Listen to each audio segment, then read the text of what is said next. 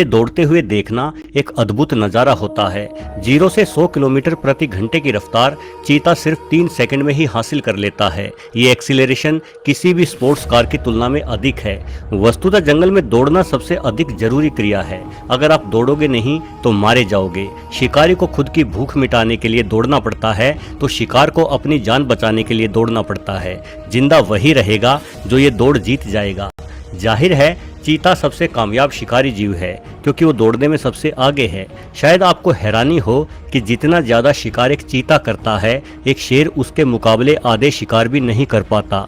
वास्तव में चीता अपना ही नहीं बल्कि शेरों, लकड़बग्गों और तेंदुए जैसे अन्य शिकारियों का पेट भी भरता है। असल में कुदरत ने चीते को दौड़ने के तरीके से डिज़ाइन किया है।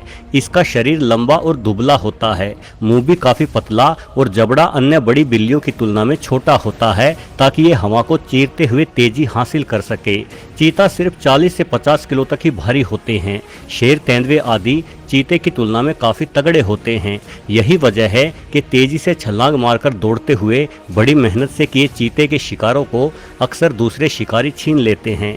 एक चीता दिन भर में 10 से अधिक शिकार करने के प्रयास करता है।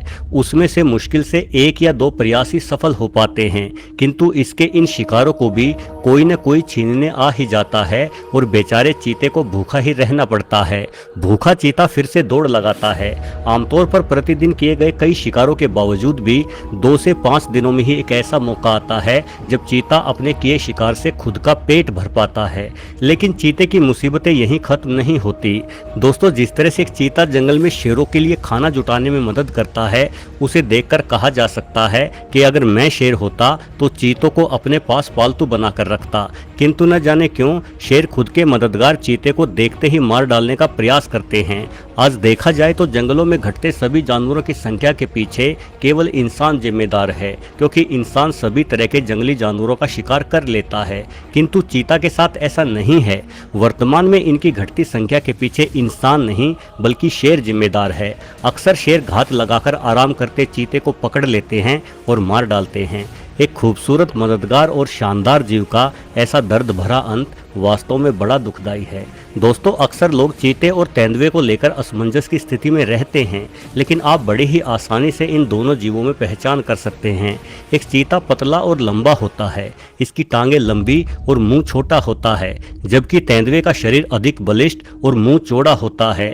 चीते के फेफड़े बड़े होते हैं ताकि ये दौड़ते समय अपनी मांसपेशियों को अधिक ऑक्सीजन पहुंचा सके, इसलिए इसकी छाती के मुकाबले इसकी कमर बेहद दुबली दिखाई देती है। वहीं तेंदुए के पेट और छाती में इतना अधिक अंतर नहीं होता। तेंदुए और चीते दोनों ही जीवों का शरीर धब्बेदार होता है, किंतु इनके धब्बों में बड़ा अंतर होता है। चीते के धब्बे छोटे, गोल और पूरी तरह से भरे हुए होते हैं, वहीं तेंदुए के धब्बे पंखुड़ी नुमा होते हैं। कई सारे धब्बे मिलकर एक बड़ा धब्बा बनाते हैं जो बीच से खाली होता है। चीते की आंखों से निकलती हुई एक पतली काली लाइन इनके मुंह तक जाती है। ऐसी लाइन तेंदुओं के पास नहीं होती। दोस्तों, जिस तरह से सभी इंसानों की उंगलियों के चिन्ह यानी फिंगरप्रिंट अलग अलग होते हैं, उसी तरह से हर एक चीते और तेंदुए के धब्बे भी अलग अलग होते हैं। अगर चीतों के सामाजिक जीवन की बात की जाए तो चीते सामान्यतः दक्षिणी और पूर्वी अफ्रीका के सूखे मैदानी इलाकों में पाए जाते हैं।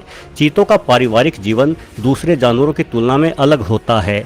मादा चीता करीब 3 महीनों तक गर्भवती रहती है और ये 2 से लेकर 8 बच्चों को जन्म देती है। चीतों के आधे बच्चे जन्म लेने से थोड़े समय बाद ही किसी बीमारी के चलते मारे जाते हैं, जबकि आधे बच्चों को शेर या लकड़बग्गे मार डालते हैं।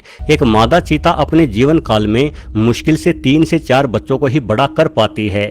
जब बच्चे करीब 1.5 साल के हो जाते हैं तो माँ चीता बच्चों को छोड़कर चली जाती है। बच्चे करीब 4 साल की उम्र तक एक दूसरे के साथ बने रहते हैं और साथ ही शिकार करते हैं। 4 साल की उम्र हो जाने के बाद चीतों के इस झुंड से मादा चीता अलग हो जाती है, जबकि नर चीता एक साथ ही रहते हैं। बिल्ली परिवार के ज्यादातर सदस्य रात को शिकार करना पसंद करते हैं, क्योंकि इनकी रात की नजर भी बड़ी तेज होती है। किंतु एक चीता को आप कभी रात में शिकार करते हुए नहीं पाएंगे, क्योंकि चीता रात के समय देखने में ज्यादा कुशल नहीं होता। शिकार करते समय ये दबे पांव से शिकार के अधिक से अधिक करीब जाता है और फिर शुरू होती है एक शानदार दौड़, एक अद्भुत नजारा। चीते की रीढ़ की हड्डी रबड़ के समान लचीली होती है, जिसकी मदद से भागते समय चीता करीब 22 से 23 फीट लंबी छलांगे लगाते हुए आगे बढ़ता है। अपनी पूरी रफ्तार में ये सिर्फ 20 से 25 सेकंड ही दौड़ पाता है, किंतु इस थोड़े समय में ही एक चीता करीब 1 किलोमीटर तक की दौड़ लगा चुका होता है। इसका मुख्य शिकार गजेल्स नामक हिरण की प्रजाति है। आपको बता दूं कि दौड़ने के मामले में गजेल भी गजब का होता है। ये 80 किलोमीटर प्रति घंटे की रफ्तार आसानी से हासिल कर लेता है। यही वजह है कि चीता के 10 में से सिर्फ 2 हमले ही कामयाब हो पाते हैं, लेकिन अनेकों बार कामयाब होने पर भी चीते को भूखा ही रहना पड़ता है, क्योंकि इसके शिकार को छीन लेने वाले जीवों की जंगल में कोई कमी नहीं है। एक जवान व तगड़े हिरण को मारना चीता के लिए काफी मुश्किल होता है। इन हिरणों के पास बेहद लंबे और नुकीले सींग भी होते हैं, जिनकी बदौलत कई बार ये चीतों को ही मार डालते हैं। शिकार करते ही चीता जल्द से जल्द अपने शिकार को खाने की कोशिश करता है, ताकि जब तक कोई अन्य जीव इसका शिकार छीने तब तक कुछ पेट तो भरा जा सके। आज पूरी दुनिया में लगभग 7000 चीते बचे हुए हैं। बड़े अफसोस की बात है कि इनकी संख्या लगातार घट रही है। एक चीते को हमेशा शेर, तेंदुए और लकड़भग्गों से सावधान रहना पड़ता है। हालांकि बड़े चीते अपनी तेज रफ्तार की वजह से आसानी से किसी जीव के हाथ नहीं लगते, किंतु अक्सर इनके शिकार छीन लेने के कारण चीतों को लंबे समय तक भूखा रहना पड़ता है।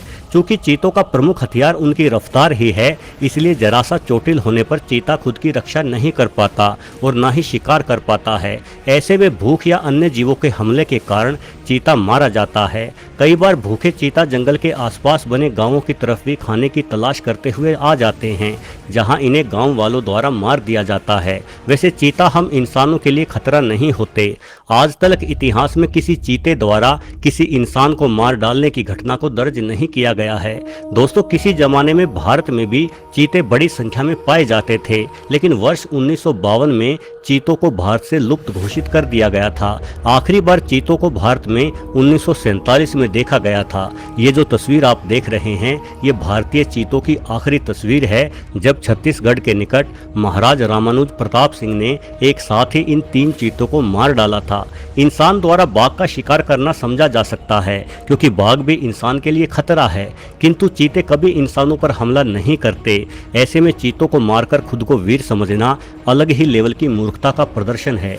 चीता भारत के जीवन में किस कदर रचा बसा था, इसका अंदाजा इसी से लगाया जा सकता है कि हम आज तक किसी तेज दौड़ने वाले या फुर्तीले इंसान को चीता कहकर बुलाते हैं। इस खूबसूरत जीव को चीता नाम भी हम भारतीयों ने ही दिया था। भारत में पाए जाने वाले चीते अफ्रीकी चीतों की तुलना में थोड़े छोटे होते थे, जिन्हें एशियाटिक चीता कहा जाता था। इस नस्ल के चीते आज सिर्फ ईरान में मात्र 40 से 50 की संख्या में ही बचे हुए हैं। हालांकि वर्ष 2009 से ही भारत में चीतों को दोबारा बसाने के प्रयास चल रहे हैं। माना जा रहा है कि भारतीय जंगली मैदानों में अफ्रीका से लाकर कुछ चीते बसाए जा सकते हैं। चीतों की प्रजाति पर छाए संकट को देखते हुए प्रकृति से जुड़ी सबसे बड़ी संस्था IUCN ने भी कुछ चीतों को अफ्रीका से लाकर भारत में बसाने की सहमति दे दी है।